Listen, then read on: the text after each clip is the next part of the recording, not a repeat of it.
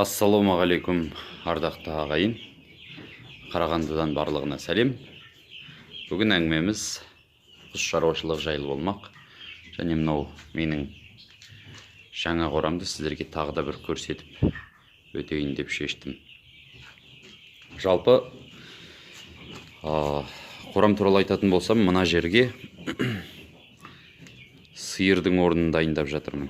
Қыста бұйыртса бір сиыр әкелгем, сол қыста бұйыртса осы жерде тұрады.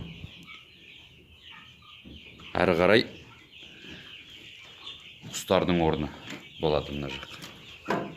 Астын тақтайдан істедік.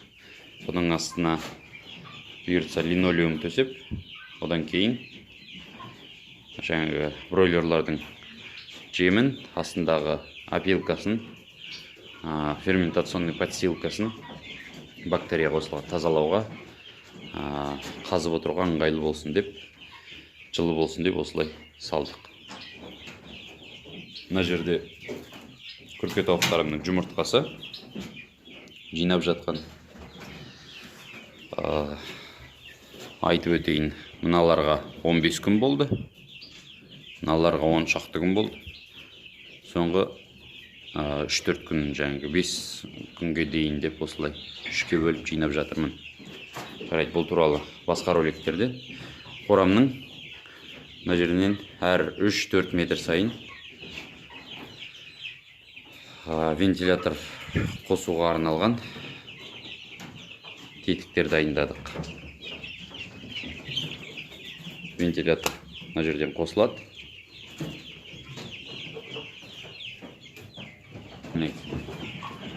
Осы жердегі иіс қоңысты осы арқылы шығарып отырамыз. Келесі кезек бройлерларым туралы айтып өтсем дегем.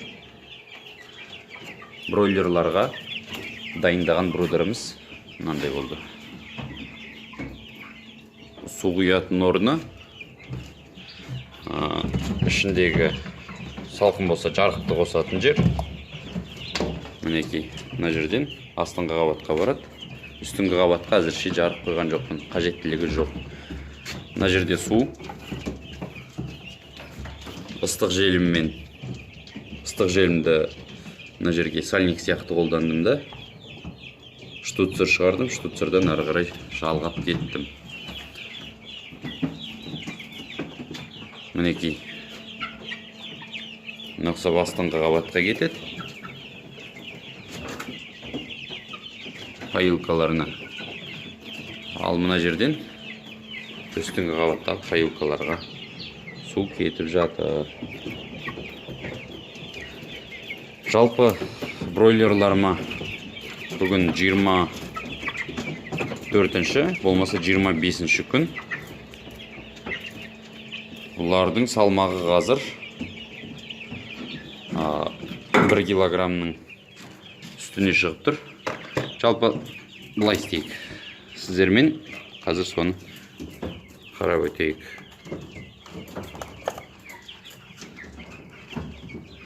Мінекей. Бір адамға кішкене ыңғайсыздау әрине, бірақ тексереміз.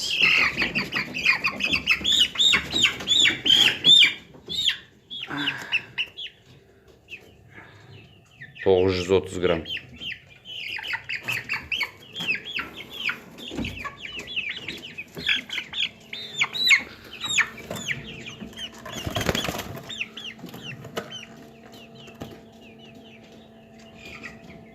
$904 грамм дейді.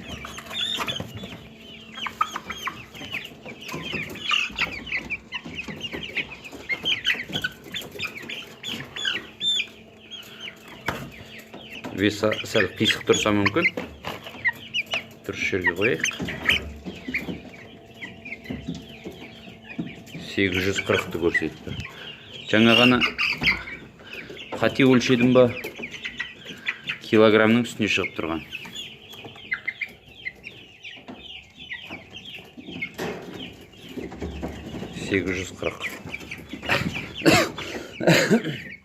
Жоқ, онда мен қате өлшеген екем.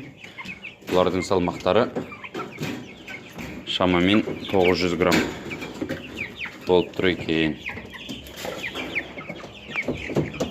Мына жақтан көрейік.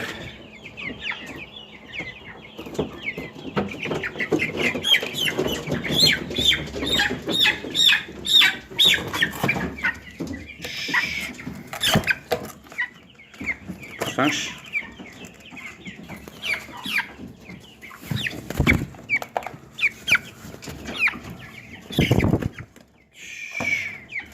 Ой-бой.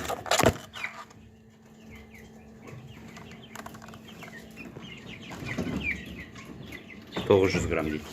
Жалпы килограммның үстіне емес, 900 граммның үстіне шығыпты бройлерлардың салмағы. Су өтетін шлангысын өткіземіз да, сеткасын жауып қоямыз. Жалпы бройлерларым енді арасында килограммның үстіне шыққандар бар шығар. Көпшілігі 900 граммның аумағында екен. 25 күнде осындай нәтижеге жетіп жатыр. Енді 25 күн ұсталады да бұлар сойыла бастайды.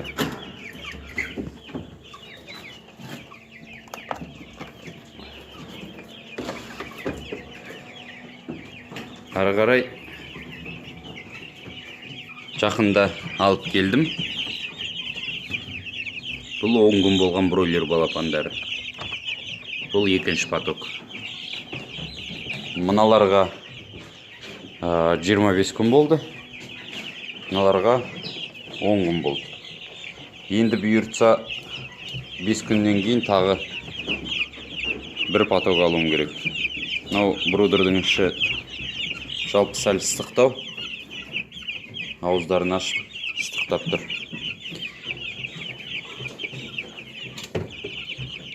Сондықтан бұлардың жарығын өшіріп қоюға болады. Жарығын өшіріп қойсақ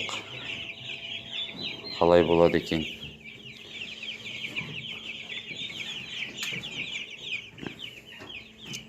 Ал мына жерде күрке тауықтың балапандары. Бұларға шамамен 20, өтірік айтам, бұларға да 10 күн болған балапандар. 10 күн болған туғандарынан 5-6 балапаным бар, өсіп жатыр. Жалпы жаңадан салған қорам ардақты ағайын осындай. Таза күрке тауық пен бройлер ұстауға, одан кейін сиыр ұстауға арнап салдым.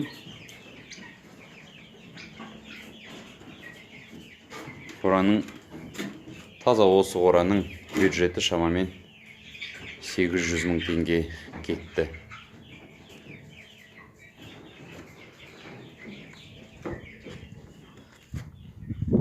Мына жақта қораның жалғасы сенавал болады. Қорамның жалпы сыртқы келбеті мынандай. Әрі қарай сіздерге көрсететін жаңалығым бар.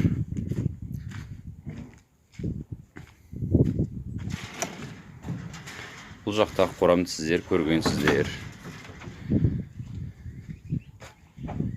Мінекей күрке тауықтың ересектері.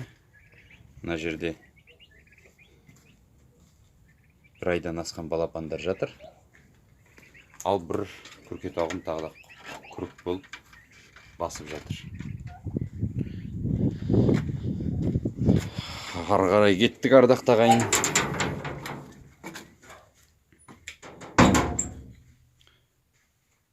Бұл менің мастерскойым, яғни шеберханам.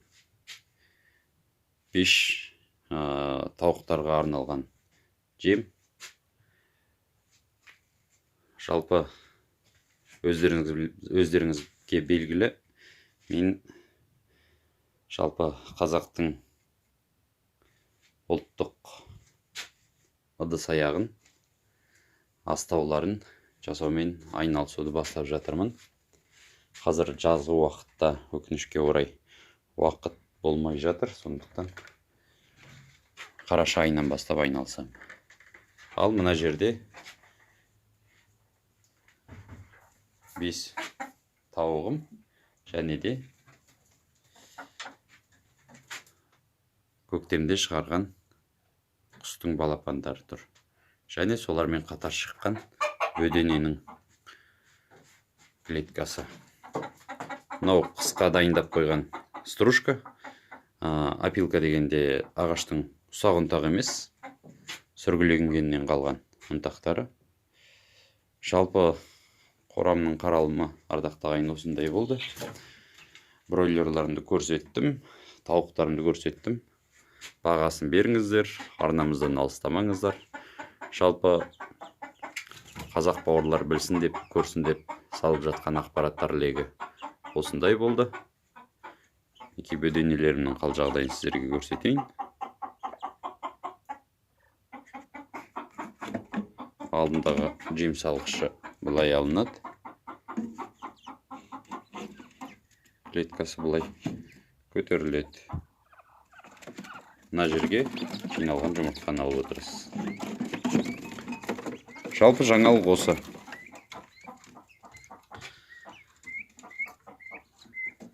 Қош сау болыңыздар, ардақты ағайын. Еліміз аман, жұртымыз тыныш болсын.